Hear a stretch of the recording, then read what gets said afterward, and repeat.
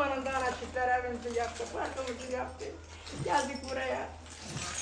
Bak, demek ki lambalar kırılmış ki şak şak ediyor. Yavaş, yavaş, yavaş. Gelen o yani hep üstten gelmeden kaldı bana. Senden ne diyor? Tamam.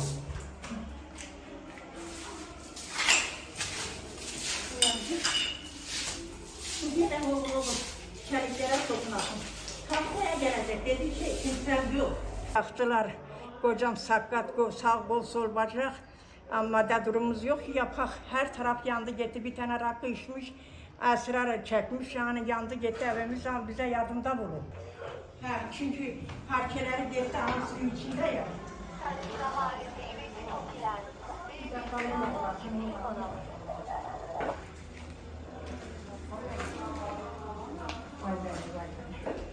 Bunları dışarı atıyor. Parçası da gitti, bir ana da gitti. Parçalanasını, o zaman şeyde valla buraya 2 milyar 8 lira para veriyor bu parçalarını yapmadan.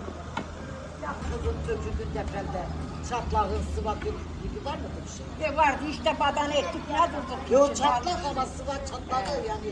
Bak burasında bana parça dedi şey. Şeyden tahtadan yaptırmış. Orası suyun içinde. Tahta parçası yani.